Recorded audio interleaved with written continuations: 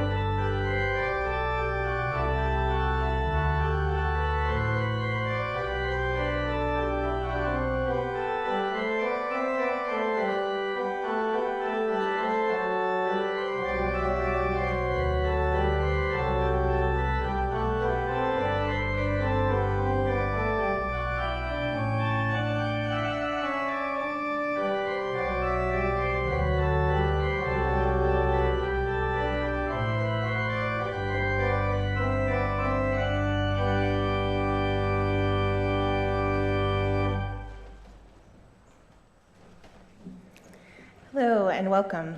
My name is Alyssa Lee. My pronouns are she or they, and I'm the ministerial intern here at First Parish.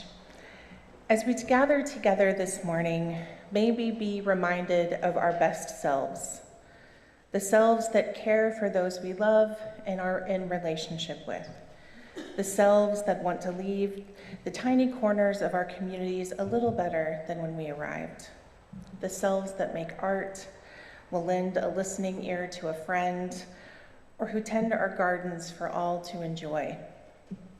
The self that understands that sometimes we need rest and renewal in order to show up in our fullness. And the self that lives our values, that brings our ethical and moral standards to bear throughout our lives. This morning, as we worship together, may we bring our whole selves here and to this place. May we see each other for what we are, but also what we aspire to be. I would now like to call forward the King Lee family, which is my own family, to lead us in our covenant, our promises for how we will be in community, and they will light our chalice and I will lead us in our covenant.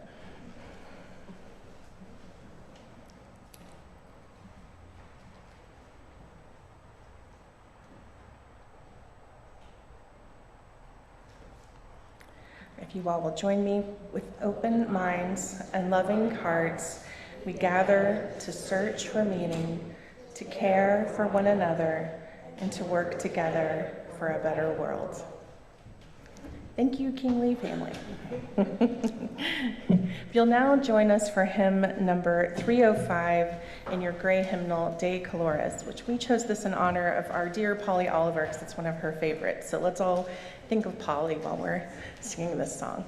You'll rise in body or spirit, please. Oh,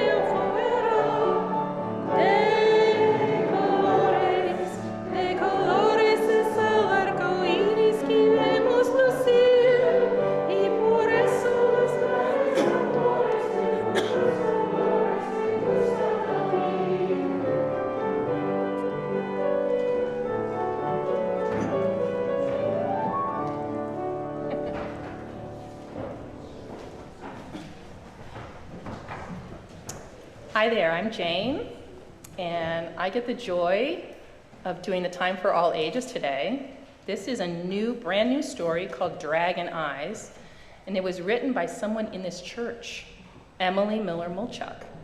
I've had to heavily cut it down for time, but it's still a great story. Once, there was a town nestled between huge mountains. These mountains looked like a ring of dragons.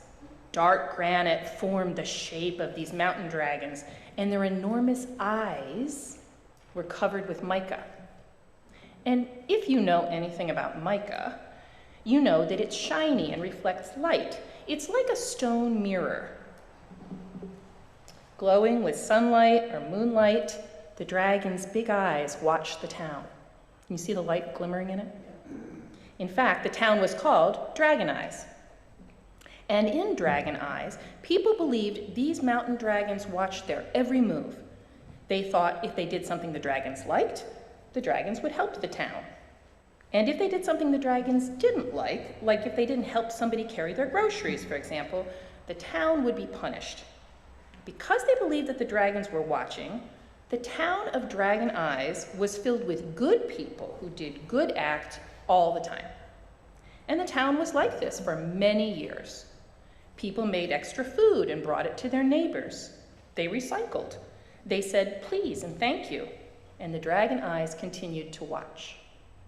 This went on for years and years and years until one day there was an earthquake. When it stopped, everyone looked up at the stone dragons. They could see now that their scales were scalier and their claws were pointier, but their eyes were no longer shining. All the mica had fallen off, and the dragon's eyes were now blank rock. The townspeople worried, can the dragons still see us? And at first, nothing changed in the town except their worries. Who would know if they'd done a good thing? And who would know if they did something bad? If the dragon's eyes weren't shining, then they weren't watching. And if they weren't watching, then how could I help the town be good? So over time, things did change. People stopped supporting and helping their neighbors. If others were watching, they would still do the right thing. But if no one was looking, kids would cheat on a test, adults would go through red lights at night, and everyone simply tossed their chip bags on the ground. The dragons were no longer watching, so what did it matter what they did anyway? It still mattered to one kid, though, Kestrel. When everyone else felt hopeless about the dragons not watching, Kestrel still pretended they were. One day, going to school, Kestrel found a teacher's wallet on the ground. He picked it up and saw it had lots of cash inside. And when he got to school, he gave the wallet, cash and all, back to the teacher. "Why did you do that?" said the other kids. "You had the perfect chance to take the money. No one would ever know. The dragons aren't watching you, baby." Well, Kestrel thought about this. He didn't know why he'd returned the wallet. He knew the dragons couldn't see him anymore. He knew the dragons weren't even real to begin with. They were just part of the mountains. But maybe, he thought, I could see what the dragons used to see. And so Kestrel climbed the mountain. At the top, he looked down at the town of Dragon Eyes. You know how that is, and everything looks really small down below. He saw the houses and all the people out walking, and he saw the rivers and the forest all around the town. And it was beautiful. Everything fit together. He looked at the stone dragons. They were still magnificent, with big blank eyes because all the shiny mica had fallen off. Kestrel picked up a piece of mica from the ground. He saw himself in it. Not just his eyes, but somehow Kestrel felt he saw into his own heart, his self. And again, Kestrel looked down at the town. He saw how the dragon mountains, the town, the people, and his own heart were all connected.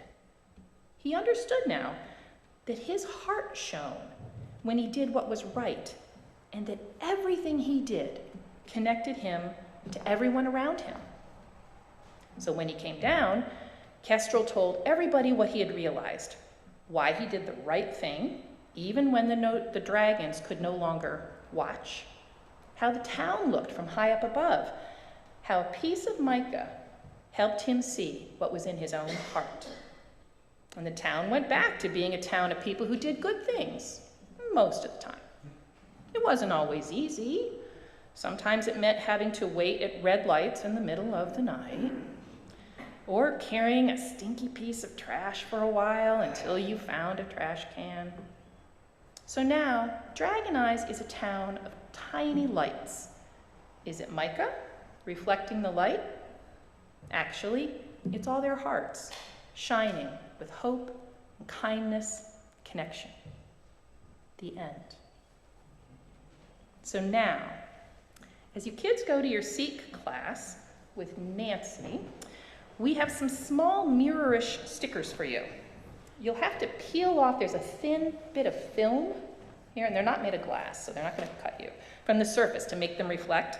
But I hope it will remind you that even when nobody's watching, heart or conscience is reflecting you and all the good you do. So now, let's sing the kids and the teachers out.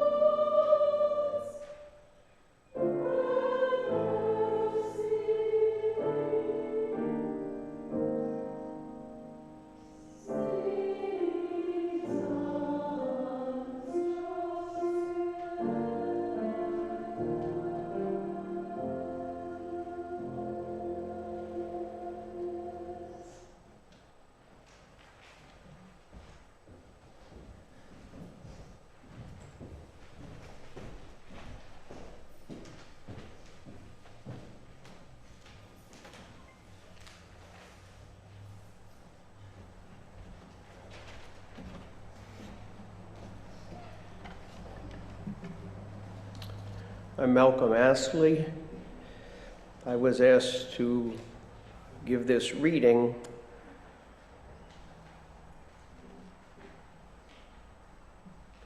The author, Greg Epstein, concludes the reading, ethics isn't really all that complicated, but by my count, there are 18 concepts in this reading, all moving parts, but we can handle this. We're Unitarians.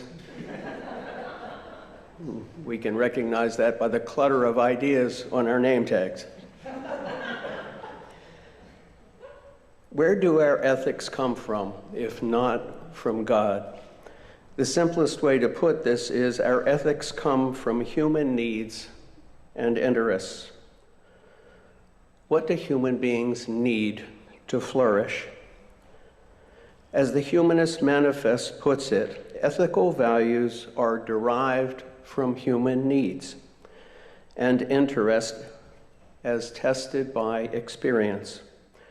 Humanists ground values in human welfare shaped by human circumstances, interests and concerns, and extended to the global ecosystem and beyond.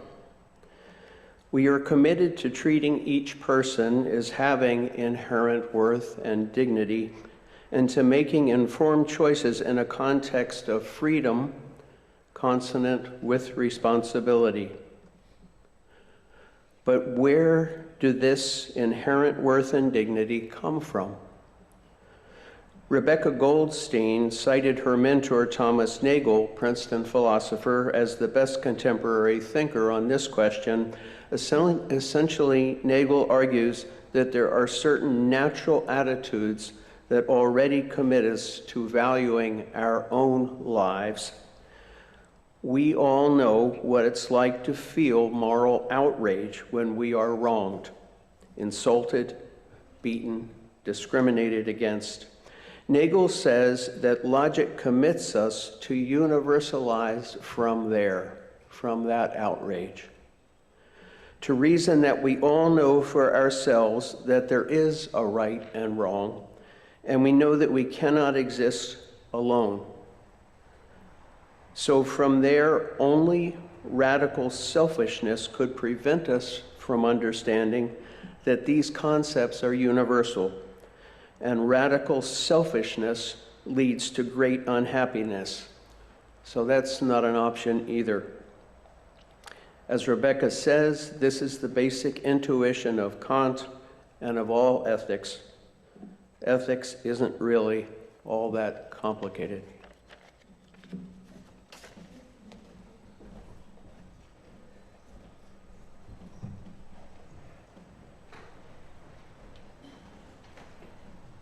Thanks, Malcolm. I knew it was a dense reading, but I knew he could handle it. I invite you, as we prepare for a centering moment, to remain seated as we settle into the hymn 352, Find a Stillness. It's one of my favorite quiet hymns in the hymnal. So let us rest into this tune, 352, Find a Stillness.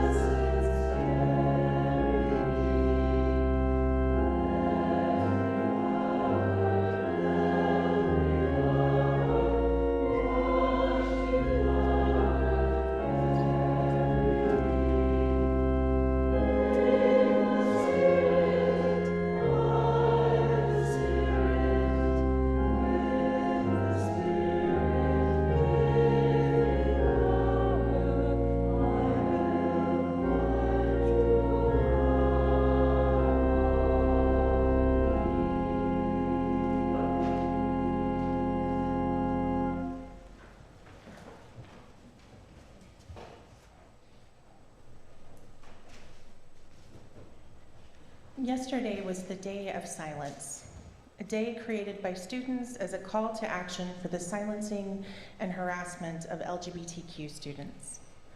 On this day, LGBTQ students and their allies throughout our country chose to take a day-long vow of silence, only to be broken by rallies and other events in the evening that highlight ways that schools and other educational communities can become more inclusive for their LGBTQ students. We light this candle today as a sign of our gratitude for the important work those students are engaging in, as well as to renew our commitment to ensuring that often marginalized voices of the LGBTQ community, both amongst us and outside our doors, are never silenced.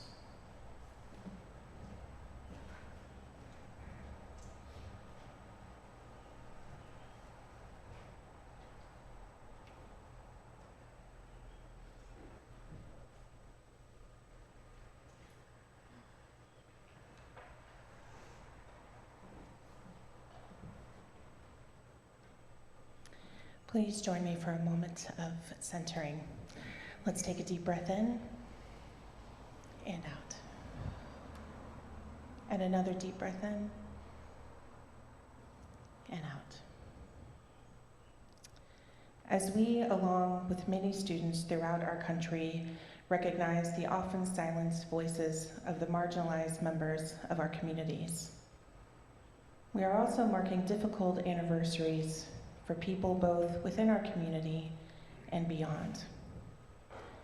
We remember today the 10th anniversary of the bombing of the Boston Marathon, as well as the 28th anniversary of the bombing of the Alfred P. Murrah Federal Building in Oklahoma City. These are days that bring to mind memories of where we were and what we were doing when we heard this dreadful news. But these anniversaries also bring memories of people who stepped into the gap, who reached out a helping hand or donated what they could. Tomorrow, as many of us watch the marathon, we will be looking at the perseverance not only of the runners' bodies, but we will also be reminded of the persistence of the human spirit, of our ability not necessarily to make ourselves whole again, but to travel together in our grief and come out on the other side together, to remember the best parts of ourselves and humanity. Now let us take a moment of stillness, a moment to focus on our breathing and rest in the knowledge that we are part of a community that cares for one another and will stand by each other.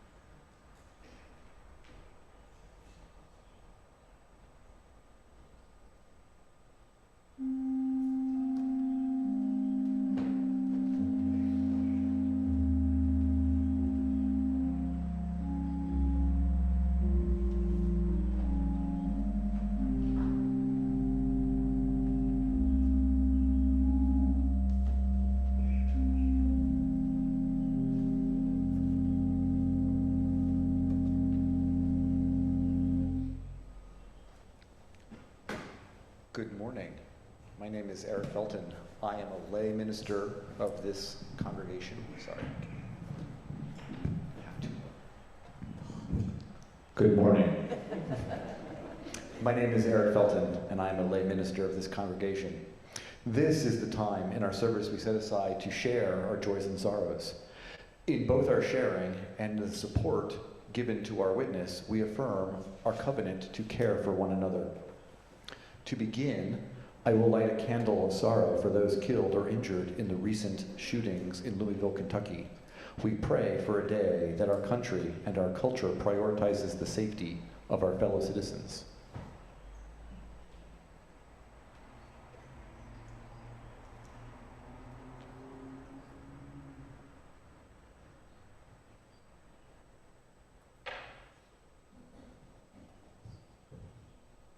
I will also light a candle of joy for a recent report that says we, as a planet, have reached a turning point for planet-friendly energy, and that there is significant progress being made to reduce the role of fossil fuels in power production.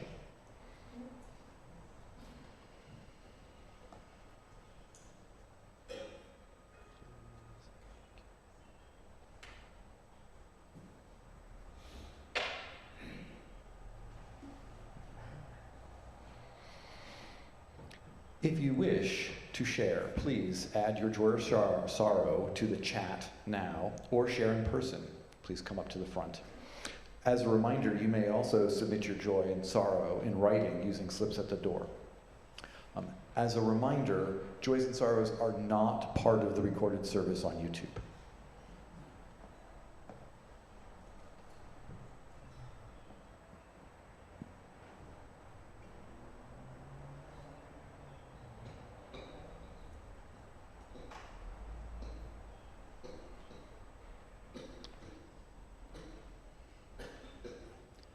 I will light one final candle that represents all of the joys and sorrows we hold in our hearts.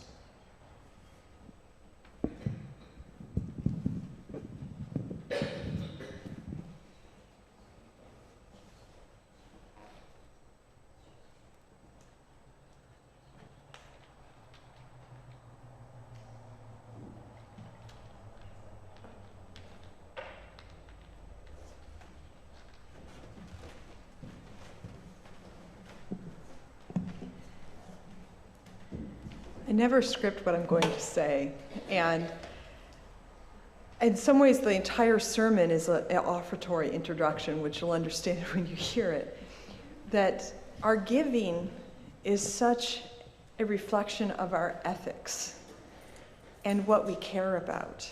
And as we heard at the top of the service with Nan and Larry, I just want to echo that gratitude for everyone who gives to support this institution. And I know many of you give in many, many other ways to other important organizations doing good in the world as well. So thank you for your gifts and for supporting goodness for yourself and others in the world. And thanks to Matt for singing this song, which I think goes perfectly with Alyssa's prayer.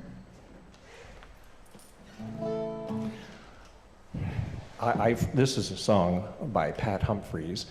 It looks like the words are not in the order of service, although I bet they're in the online version. But Pat Humphries first, it's a handout that I didn't get. So there, very simple words, very sing-alongable, certainly on the chorus. So I hope you will join in with me as you are willing and able.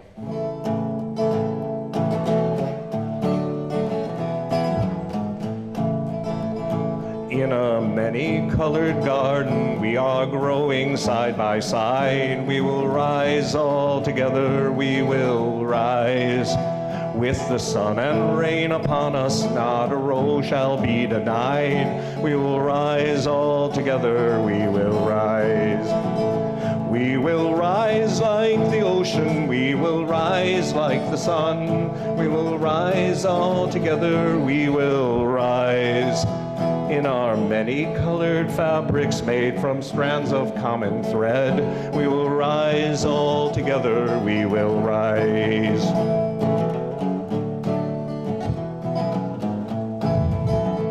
In the cold of fear and hatred, clothed in dignity, we stand. We will rise all together, we will rise. We have pierced this quilt together, linking hearts with stitching hands. We will rise all together, we will rise.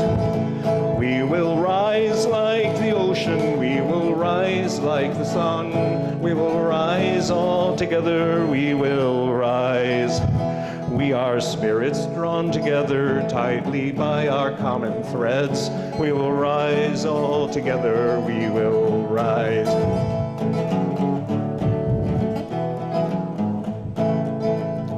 From our children to our elders, from all nations we will rise. We will rise all together, we will rise.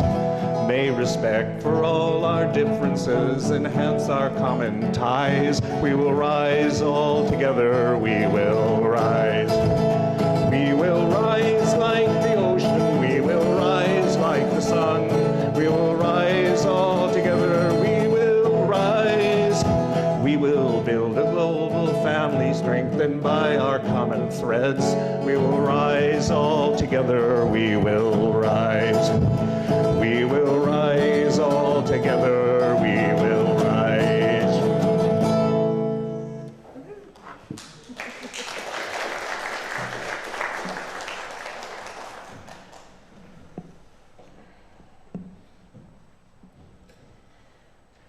Thank you, Matt. That's great.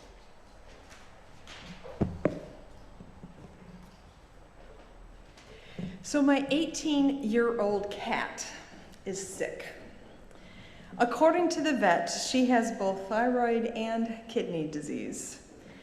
But thanks to some pretty cheap pills and some not so cheap prescription cat food, she's doing pretty well. In fact, the vet said that while she is one of their oldest patients, she is also sprier than many of the 12-year-old cats they see. Nonetheless, I wonder, how much money should I spend to prolong her life? Especially when there are many other ways I might spend the hundreds of dollars of specialty food, such as donating the money to feed people or to providing clean water to a rural village. How do we know we are doing the right thing ethically when it comes to our money and our altruism? The idea of exploring the ethics of how and where we donate our money comes from this year's auction winner, Chauncey, and my longtime collaborator on auction sermons. More specifically, he suggested I explore the topic of effective altruism, a project that aims to find the most effective ways to help others with our money and our time. Drawing on research to identify the world's most pressing problems as well as possible solutions, the effective altruism community seeks to do good in effective, impactful ways, a laudable goal. For example, the website effectivealtruism.org points to the problem of pandemics as a global problem that is woefully underfunded. They cite statistics that compare the number of people who have died from COVID-19, more than 21 million, to those who have died from terrorism attacks, 500,000 from 1970 to 2020. And yet, over the last 10 years, more than $280 billion, I believe that's per year, maybe not, has been spent on preventing terrorism attacks, compared to only $8 billion per year spent on preventing pandemics. If the goal is to do good in the world, perhaps investing more in preventing pandemics and less on preventing terrorism might be more effective. Effective altruism, or EA as some call it, asks us to bring a bit of rational analysis to our charitable giving. In the book, Doing Good Better, EA leader William McCaskill lays out key questions in the movement. How many people benefit, and by how much? Is this the most effective thing you can do? Is this area neglected? What would have happened otherwise? What are the chances of success? And how good would success be? In putting forth these questions, McCaskill and other EA proponents promote an approach to charitable giving that weighs effective outcomes more heavily than personal sentimentality or proximity to the problem. According to a New Yorker article, the development of what became effective altruism started when McCaskill read ethicist Peter Singer's 1972 article, Famine, Affluence, and Morality, in college.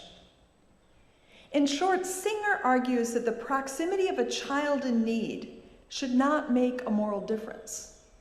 If we are willing to help a drowning child in a shallow pond that we pass by, that we should help the starving child in Bangladesh if we have financial resources to do so. As journalist Gideon Lewis Krauss summarizes this argument, devoting resources to superfluous goods is tantamount to allowing a child to drown for the sake of a dry cleaner's bill. McCaskill took this idea to heart and began to live a very frugal life in order to divert his income to charitable donations. But not just any donations. Donations that would do the most good possible. For example, early EA is known for helping to prevent malaria by providing low-cost insecticide-treated bed nets. McCaskill and the EA community has motivated such kinds of massive giving since its inception. Turning to address the dynamic of time and money, McCaskill began suggesting to young leaders that they could actually do more good in the world by earning lots of money that they could then give away or earn to give.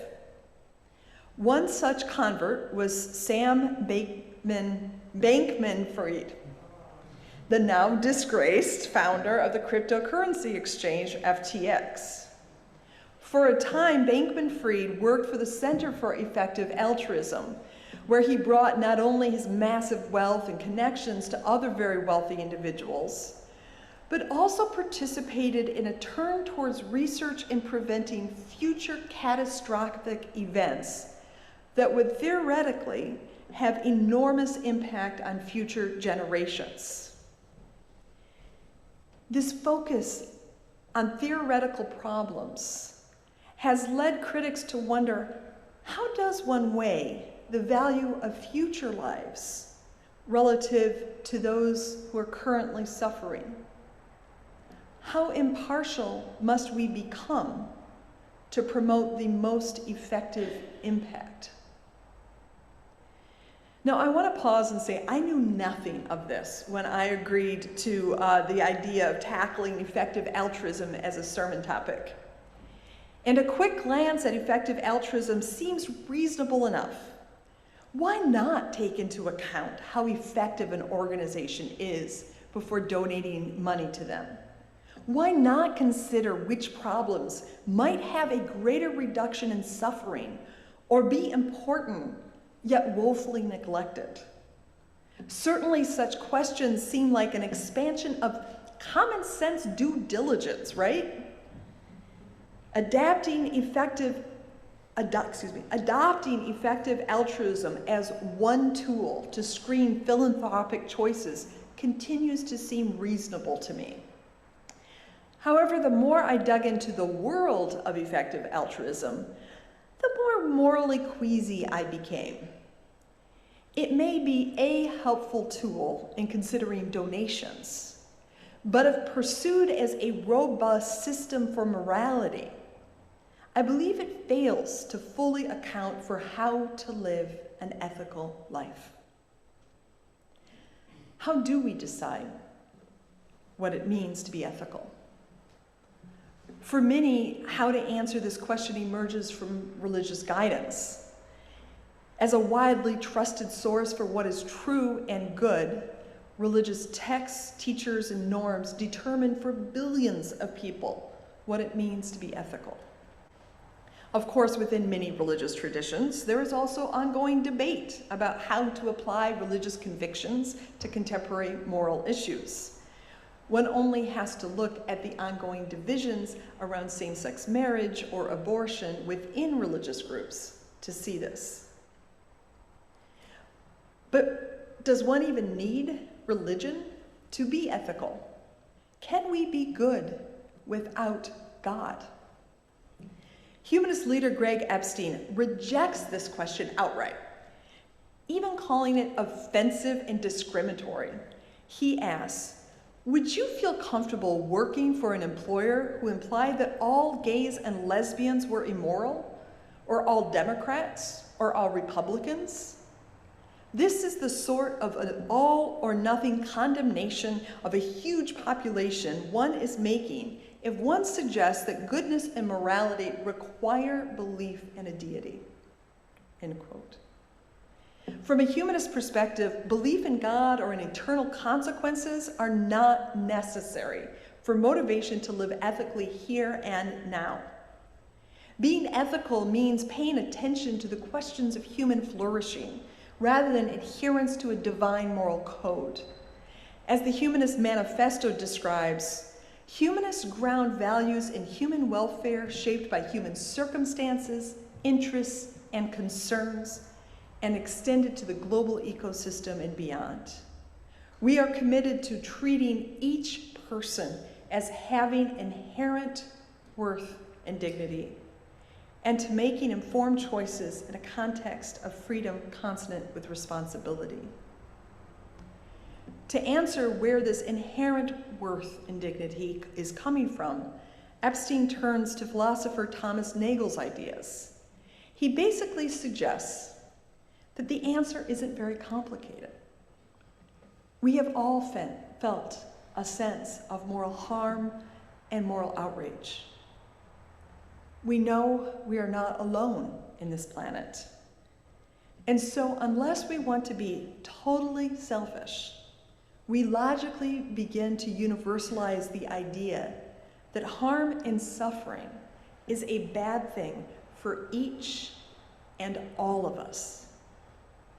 Or to put it in the simple maxim of the Golden Rule, do to others what you would want them to do to you. Throughout his book, Epstein builds the case that dignity is the core of a humanist ethic.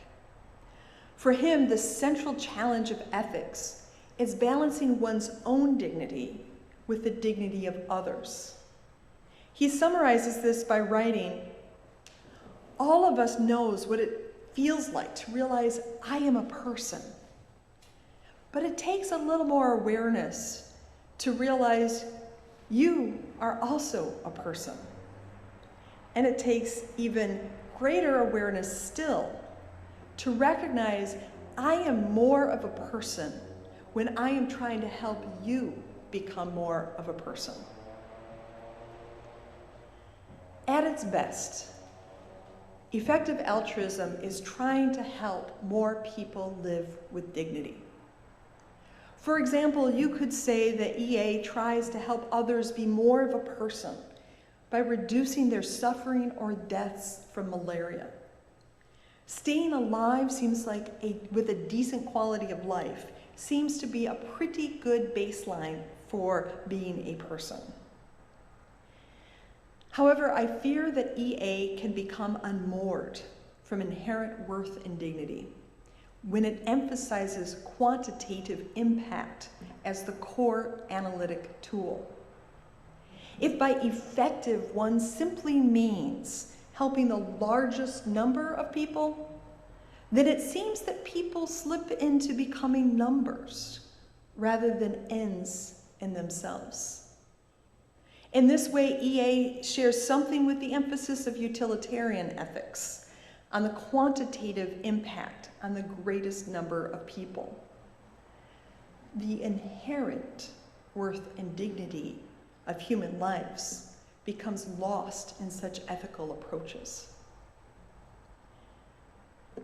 So I ask again, is it ethical to care for my elderly cat with medication and expensive food?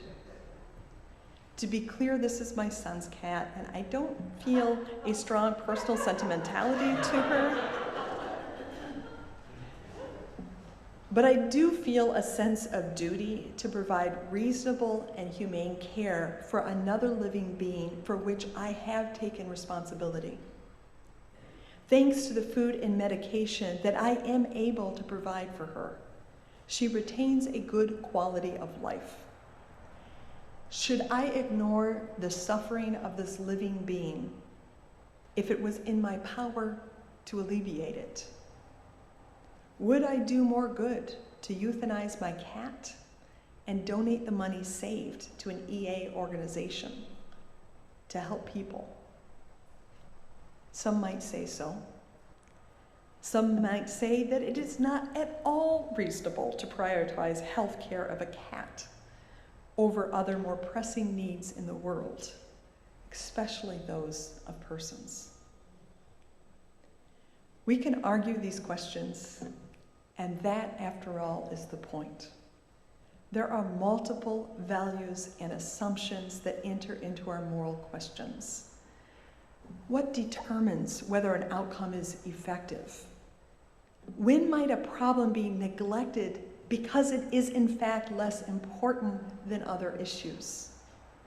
Or, as effective altruism suggests, when might we benefit from some helpful objectivity about whether or not a particular issue or organization does indeed enable outcomes that we can feel good about?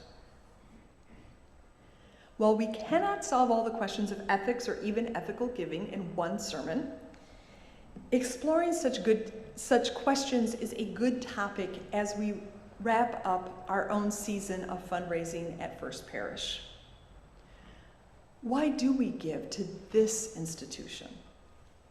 I suspect we give for a variety of reasons, some which may indeed include sentimentality about the place and the people. But I also suspect that many of us give because we believe that this institution matters, that it has mattered at some point in our own lives, or as we've heard testimonials over the past number of weeks, in the lives of others as well. Last September, my first sermon this year was entitled, "Why Bother with Religion?" In short, I answered that I believe that a congregation like ours meets a need for purpose and belonging that exists in all of us. This remains true of congregations like First Parish, no matter who the minister is, or who attends on a given Sunday, or if you happen to like the music that day. We give to sustain something good in the corner of the world we inhabit, something that has mattered for centuries, continues to matter today, and will continue to matter to those here today as well as those yet to come. Yes, we should be mindful of the values that inform our giving. We can be cautious in considering the ways our personal biases may lead us to neglect certain pressing issues. We can be curious about ways to have a bigger impact on how to reduce suffering. And we can keep wrestling with how to ethically give in ways that support the kind of good we believe in. Perhaps sometimes such questions can feel complicated. And perhaps sometimes it's simple. Do to others as you would have them do to you, even if you know no one is watching. So may it be. Amen. Our closing hymn is just a fabulous humanist hymn. 331, Life is the Greatest Gift of All. Let us rise in body or in spirit as we're able to sing this song, 331.